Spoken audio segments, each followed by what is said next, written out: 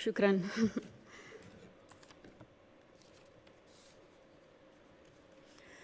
Good morning, Your Highness, Excellencies, friends and colleagues. I would like to thank you for the opportunity to be here today. It's also an honor to join forces with Educated Child, an organization led by a woman who is an amazing role model, a woman who has shown such relentless dedication to getting every child in school. This is such an exciting day for us because it marks the beginning of a new era in my home country, Colombia. Most of you may know me as an artist, as an entertainer, and that's indeed my calling and what I've been doing since I was 13 years old. But I never would have imagined when I started out that my work as an artist would end up being the vehicle for me to serve my greater purpose in life of working towards eradicating poverty through the power of education. As a Colombian citizen, inequality is a concept that sadly one becomes very familiar with at a very young age. It's a country like many others in Latin America where a few have a lot have almost nothing, and where if you're born poor, you will almost certainly die poor, and where people don't access equal opportunities. And because of that, generation after generation after generation live trapped in the same vicious cycle fed by prejudice and inaction. Growing up in my country when I was around 8 years old, I remember I saw kids my age who, instead of being in school, were already working in the streets, were barefoot in the park, kids like me, whose reality was completely different than mine, only because of the circumstances into which they were born. It was really hard for me to accept that something so unjust didn't have a solution. There had to be something that could be done. So I often asked myself why the adults around me were so resigned to the fact that these kids, who were just like me, or even their own children, were living in a parallel reality so different and so cruel. As Kofi Annan put it, poverty is intolerable in a world of plenty. So as soon as I had some success, the first thing I wanted to do was to invest as many resources as I could into what later would become the most meaningful project of my life, working for children. So I set out to find a team of people who dreamed big and worked hard and thought like me to help me right the wrongs that I had witnessed throughout my entire childhood. And that's when our foundation, the Barefoot Foundation, Pies Descalzos Foundation, was born. I knew, and I was only 18 years old then, but I knew that I wanted to focus on children and improving their lives, but I didn't know where to start. So I really felt that I needed to learn what the roots of inequality and low social mobility were.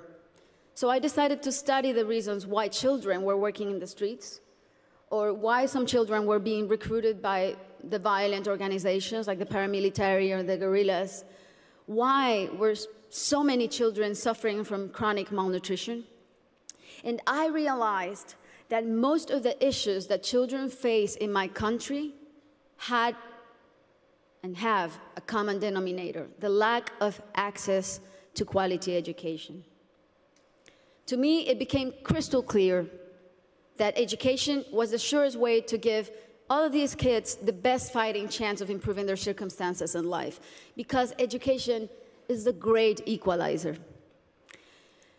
When I started building schools in Colombia, we chose the most remote areas where there was literally nothing, no infrastructure, no paved roads, no electricity, no potable water, and we decided to build in those places, but not only build schools, but state-of-the-art schools. schools with comprehensive models that included ECD programs, school feeding programs, parent and teacher training. And another very important part is we decided to engage the government as a strategic partner and made it nearly impossible for them to say no to doing their part by showing them results through our holistic model that really proved to work.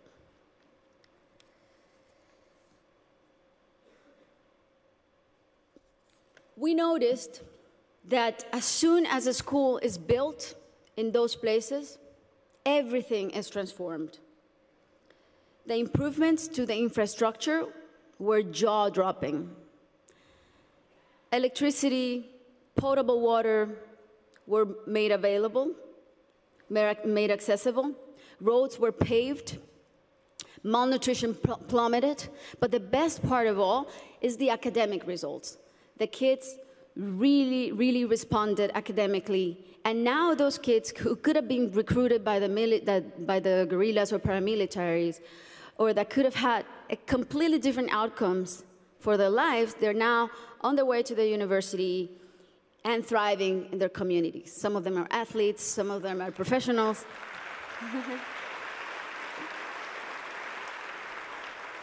That's why it really is a thrill to work for education. That's why I'm so passionate about it, because I've really seen results that are as palpable as this podium. And seeing all these success stories that have a name and a last name has been one of the most rewarding things I've done in my lifetime, even more so than winning Grammys, I think. Now,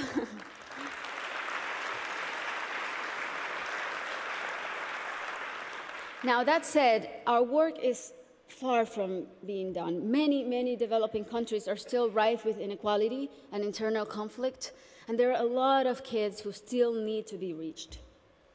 History is not only the past. History, it's made every day in the present. And what matters now is how we go forward and how we fix what's wrong. And that is the real challenge. This is the goal of the SDGs and what people like Her Highness and myself and so many more of you who are adamant about achieving are here for. Facts don't lie, and numbers show what an incredible return on investment a quality education provides. For instance, if all students in low-income countries left primary school with basic reading skills, 171 million people could be lifted out of poverty. Systemic change often begins from the bottom up rather than the top down. The government must take responsibility, and we should all put as much pressure as we possibly can, but the rest of all, the civil society, should also do their part.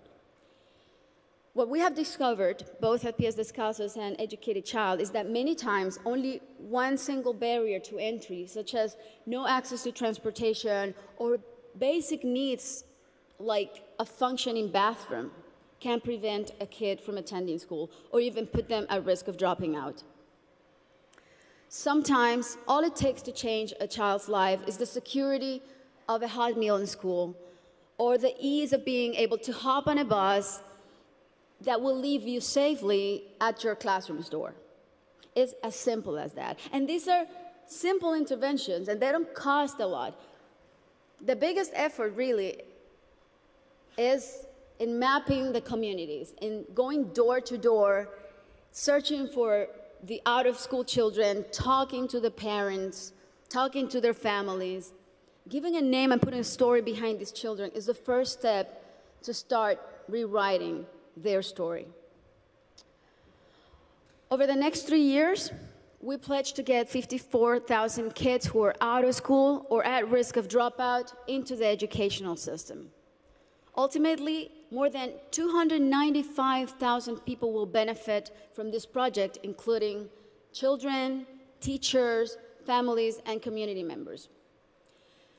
New schools and classrooms will be built. School kits and uniforms will be distributed.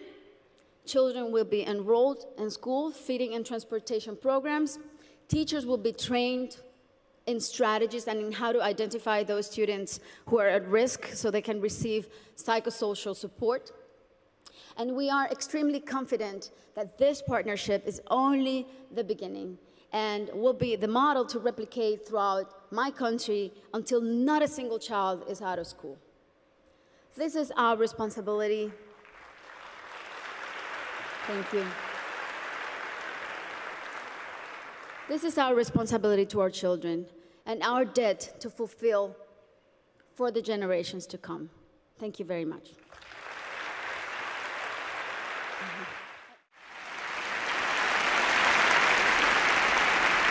Ladies and gentlemen, the best neighbor any of us has ever had, Fred Rogers.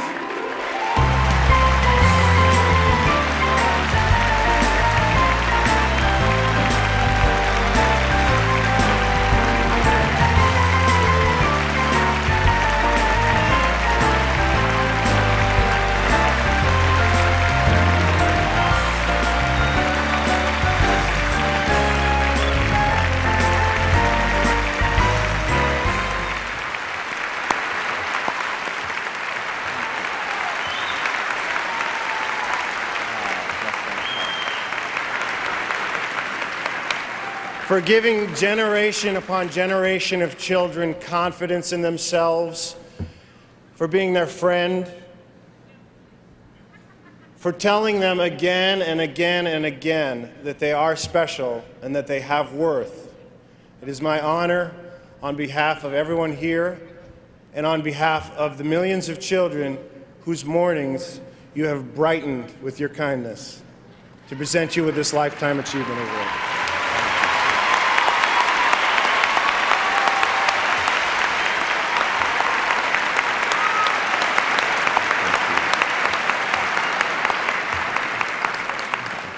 Oh, it's a beautiful night in this neighborhood. So many people have helped me to come to this night. Some of you are here, some are far away, some are even in heaven. All of us have special ones who have loved us into being.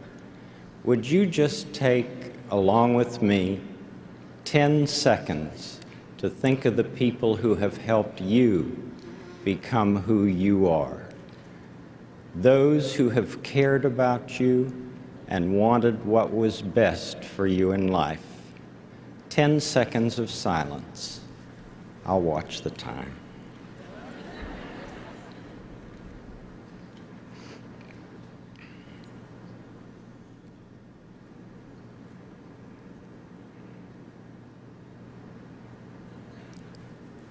Whomever you've been thinking about, how pleased they must be to know the difference you feel they've made. You know, they're the kind of people television does well to offer our world. Special thanks to my family and friends and to my co-workers in public broadcasting, family communications, and this academy for encouraging me, allowing me all these years to be your neighbor. May God be with you. Thank you very much.